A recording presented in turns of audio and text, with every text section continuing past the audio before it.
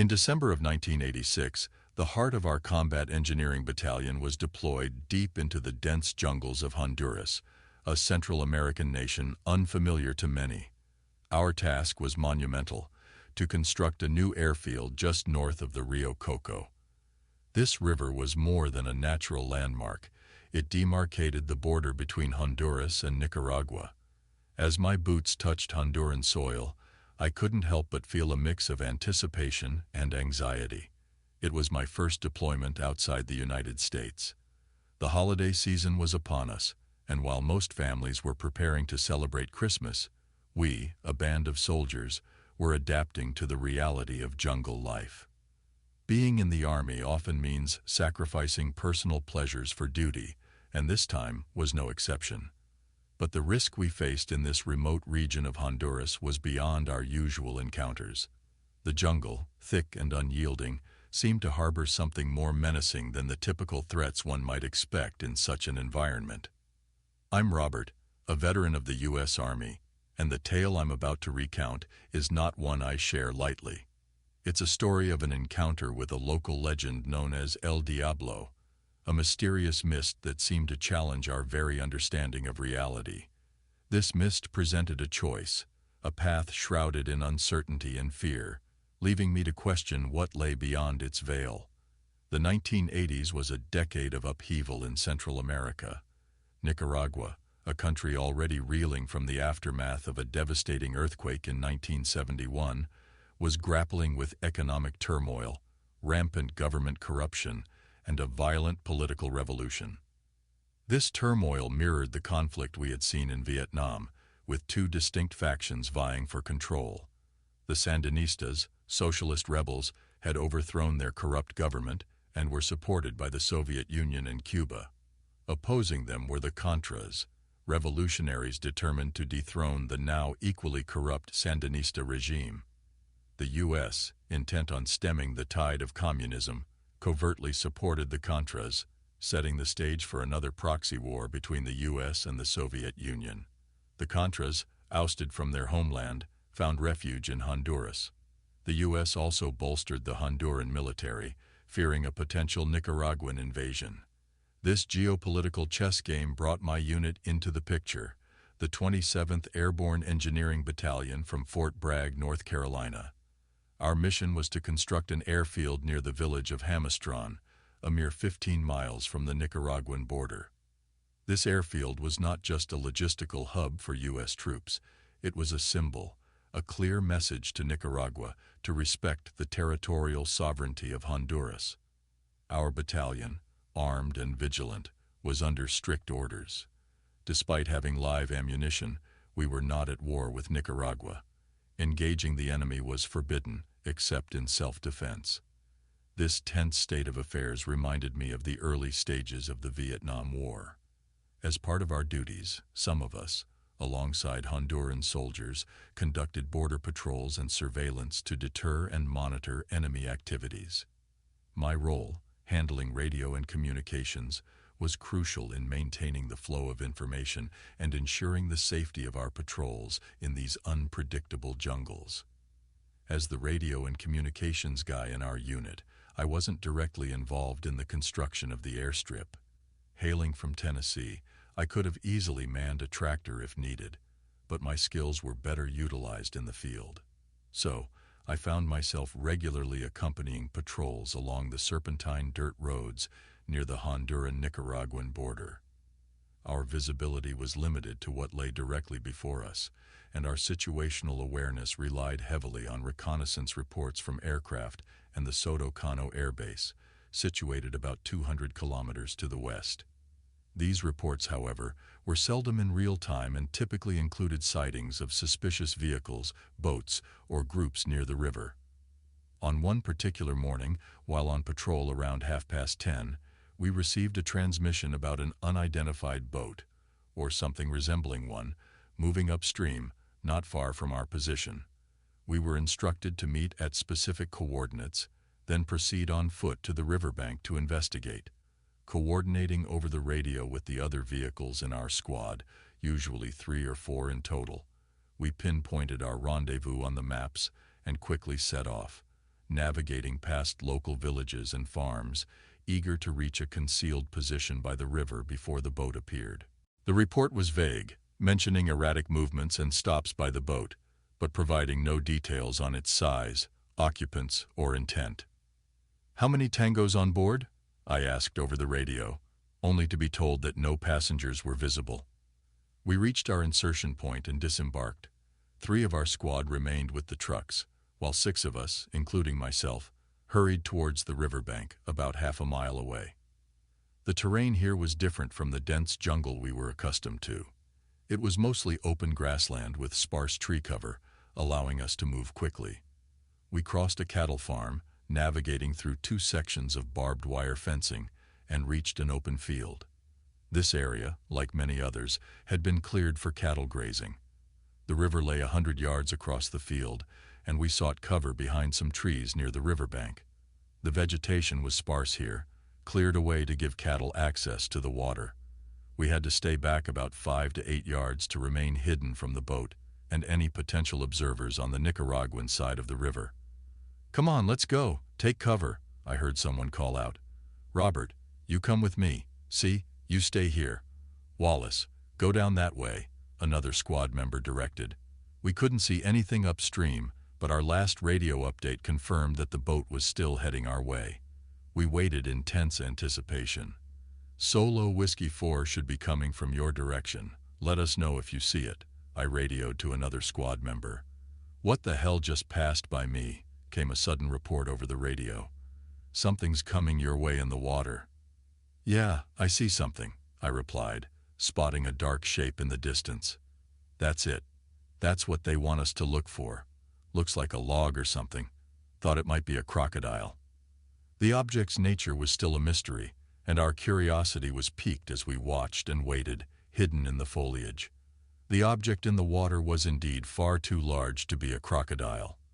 "Submarine," someone joked nervously, but the atmosphere was tense. "Don't move. Do not open fire," came the order. The importance of radio silence was reiterated. No names over the airwaves.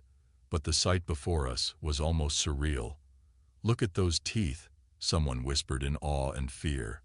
The creature, which we now realized was a gigantic snake, seemed to be surveying its surroundings, as if choosing its prey. The tension was palpable as we watched in stunned silence. The creature's actions were swift and chilling. Once it emerged from the water, it darted towards a group of cattle, ramming into them with such force that 3 were knocked over instantly. The speed and agility of this massive serpent were astonishing. As the cattle panicked, the snake targeted a second group, striking with similar ferocity. It then lifted its head, easily the height of 2 men, perhaps 10 to 15 feet tall, before selecting one of the injured animals. With a single powerful movement, it crushed the cow. The sounds of bones snapping echoed through the field. Wallace instinctively raised his rifle, but Sergeant Perez quickly signaled him to lower it. We all knew that gunfire would likely do nothing but provoke the creature. This colossal serpent, which seemed to have noticed us earlier, was more interested in the cattle. After killing one, it lifted its head, opened its gaping maw, and picked up the entire cow. The head of the cow dangled from one side of the snake's mouth, its hind legs from the other. It then casually slid back into the water, disappearing from view. In the aftermath, we stood silently, processing what we had just witnessed. My first instinct was to flee, to get as far away from this nightmare as possible. But, as is often the case, curiosity overcame fear. We began to debate the size of the snake, with estimates ranging wildly from 50 to 100 feet. To settle the debate, 3 of us paced out the distance from where we remembered the snake's head being to where its tail left the water. Our counts, 31, 33, and 34 steps, suggested the snake was approximately 75 to 80 feet long. The only cattle that remained in the pasture were the injured ones, likely with broken legs. We speculated that the snake might return for them, and collectively decided it was time to leave. As we headed back to the trucks, I received a radio call inquiring about the boat. Before responding, I consulted with Sergeant Perez, who instructed me to report our findings after reaching our vehicles. But when Sergeant Perez attempted to relay our experience to Soto Cano, he was abruptly interrupted and instructed to maintain complete radio silence about the incident. We were ordered to return to base immediately for debriefing, with instructions to file individual reports once back at Soto Cano. The drive back was long, not just in distance but in the heavy silence that filled the air. We all sensed that the abrupt recall to base was directly related to what Sergeant Perez had begun to report. The unease among us was palpable as we pondered the implications of our encounter and what awaited us upon our return. The atmosphere upon our return to base was charged with a sense of gravity and unease. It seemed our radio communication had raised more than a few eyebrows. Maybe they thought we were joking or exaggerating. A group of uniformed personnel, including a few officers with the highest rank being a major, greeted us. Among them were 2 men in Honduran army uniforms and a civilian who appeared to be Honduran as well. Their expressions were stern, devoid of any humor or welcome. As we exchanged concerned glances, I sensed we were all bracing for a reprimand, the kind we had become familiar with in our military careers. One by one, we were called out and led away. When my turn came, I was escorted to a car, accompanied by a lieutenant and 2 enlisted men. The drive to a nondescript building in the rear area of the base felt ominous. Inside, I was led down a hallway to a plain meeting room at the end, devoid of windows, with a single bulb casting a stark light from the ceiling. It was the perfect setting for an interrogation, and my apprehensions grew. Inside, a different major sat at the far end of a table, his demeanor as stern as the others. As instructed, I took a seat opposite him, flanked by the others who had accompanied me. Silence filled the room as all eyes fixed on me. The tension was palpable. The major was the first to break the silence, his tone demanding a detailed account of our patrol from departure to return. I narrated everything, leaving out no detail, while the room remained eerily silent, everyone's focus intently on my every word. After I finished, the major's expression remained unchanged. He glanced towards the door behind me, then back at me, asking me to recount the story again, as if searching for a discrepancy or a missed detail. In the Army, it's usually the senior non-commissioned officers who do the scolding. But here I was, being scrutinized by a senior officer in a manner that made me second-guess my own truth. His demeanor suggested he either wanted me to change my story or that he knew something I didn't. Was this some psychological tactic to compel me to lie? If I altered my account, would they compare it with others and penalize me for inconsistency? With no other truth to tell, I repeated my story, exactly as it had happened. Again, the room was silent as I spoke, and an oppressive stillness settled when I finished. The major leaned back, arms folded, frequently glancing towards the door behind me. It was clear that this was no ordinary debriefing, and the gravity of the situation weighed heavily upon me. The tension in the room escalated as the major, now visibly agitated, demanded yet again that I recount my story. His insistence was unnerving, and fear began to grip me. I was unsure whether he believed any part of my account. Part of me regretted ever mentioning the snake, but I couldn't alter my story now. It would contradict the others and potentially hide a danger to our men.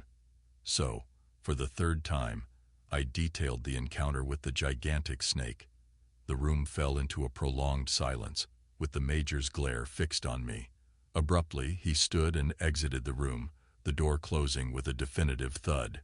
Outside, I could hear him conversing loudly, his Spanish not fluent but passable. He seemed to be speaking with a Honduran official, discussing topics like the Rio Coco, water, and eating. Phrases like El Diablo and Muertos, the devil and dead, caught my attention. The mention of El Diablo repeatedly piqued my curiosity, and I wished my Spanish was better. After what seemed like an eternity, the major returned to the room, his demeanor more intense than before. He remained standing, leaning over the table, and began a heated tirade. For the next 10 minutes he berated me, dismissing my account as a farce. He insisted that we had only seen a normal-sized anaconda, perhaps 20 feet long, and not a cow but a dog in its mouth. He laughed off the idea of encountering a giant snake and accused me of concocting the entire story. The major claimed our story was damaging to U.S.-Honduran diplomatic relations and threatened consequences if I maintained the size of the snake at over 75 feet. He hinted at possible charges for falsifying an official report without explicitly mentioning a court-martial. His words were cutting, reducing my confidence to shreds. He made it clear that any refusal to alter my story would lead to severe repercussions. After he finished, the major sat down, and I realized all eyes were now on him, not me. The men in the room looked shocked at his outburst, but no one spoke for a long minute. The heavy silence was a stark contrast to the major's earlier fury, and it left me feeling isolated and uncertain about my future in the army. His cautionary words about risking my career over this event reverberated in my thoughts, yet the reality of what I had witnessed bore down on me. Under the unwavering gaze of the major and the other men in the room, I felt an overwhelming pressure. The major leaned forward and, with a tone that brooked no argument, commanded me one final time to recount what I had seen. With a heavy heart and a sense of resignation, I complied. I narrated a fabricated story, claiming we had only seen logs and brush in the river, and perhaps a regular snake carrying off a small animal, maybe a rabbit or a dog. As I spun this lie, a part of me felt crushed, knowing I was betraying my own truth to save my career. The major's demeanor softened almost imperceptibly as I finished. He seemed relieved, almost satisfied, as if a burden had been lifted.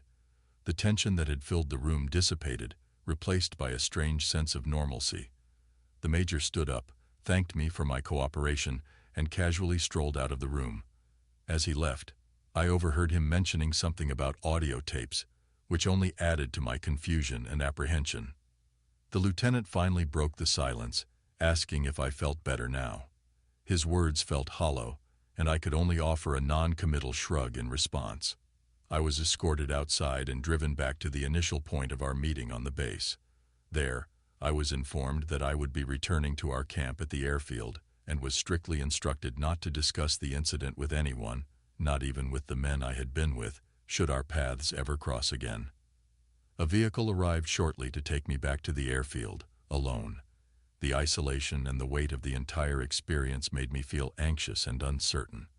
At 21, thoughts of never seeing my family again crossed my mind. Thankfully, I was indeed taken back to the airfield. Upon arrival, a sergeant escorted me to my quarters. For the next 3 days, my routine was limited to the most basic activities: sleeping, eating, and showering. I was not allowed to work or leave the camp. After those long days, I was taken back to Soto Cano and put on a flight back to Fort Bragg. The plane was sparsely populated, one of the few passengers being a Honduran soldier. During the flight, this soldier approached me and, in a hushed tone, made a startling comment about my encounter with the devil. His words suggested a belief in the supernatural nature of what we had witnessed, a stark contrast to the official narrative I had been forced to adopt. I remained silent, wary of disobeying orders, but his words lingered in my mind. Upon my return to Fort Bragg, things felt different. It was as if a silent message had been communicated about me to my command. The environment was subtly changed, not overtly hostile, but noticeably different. And then, only a month later, I was transferred to Fort Campbell in Kentucky, coincidentally close to my hometown in Tennessee. This sudden transfer only deepened the sense of unease and mystery surrounding the entire ordeal. My transfer to Fort Campbell after only 2 years with my first command struck me as highly unusual. Typically, such sudden reassignments occur under specific circumstances like harassment or assault, often to give someone a fresh start. The proximity of the new base to my hometown seemed more than just a coincidence. I couldn't help but wonder if this was my command's way of thanking me for my compliance and silence about the incident. Upon arrival, I was assigned to a small apartment instead of the usual barracks with a roommate. This isolation made me ponder if it was another measure to ensure I didn't share my story with others, avoiding the exchange of potentially crazy stories. My time at Fort Campbell, though isolated, was filled with its share of peculiar experiences, reinforcing my belief that our world is full of inexplicable phenomena. Over the years, my curiosity about the giant snake, referred to as El Diablo, never waned. I delved into research, finding tales similar to mine, though nothing concrete. I learned of discoveries in Colombia where archaeologists, while strip mining for coal, uncovered fossils of enormous snakes. These prehistoric creatures, estimated to be about 40 to 45 feet long, were believed to have lived 60 million years ago. These findings, while fascinating, didn't fully align with what I had witnessed decades earlier. The Honduran soldier's comments on the plain suggested that locals living along the Rio Coco might still harbor fears of El Diablo. Reflecting on these experiences and their narration, I am aware that some might find these tales too extreme or beyond the realm of reality. When I first approached the channel with my stories, I simply sought to organize my thoughts. The intent was not to sensationalize but to share experiences that were anything but mundane. This channel was created to share intriguing stories, and mine, despite the trauma they caused me, seemed fitting. My military service, while marked by these unusual encounters, is a stark contrast to more conventional experiences. These stories, shared without causing harm to listeners, offer a glimpse into the mysterious and often unexplained aspects of our world. They serve as a testament to the extraordinary events that some of us encounter, standing in stark contrast to the more ordinary experiences of others.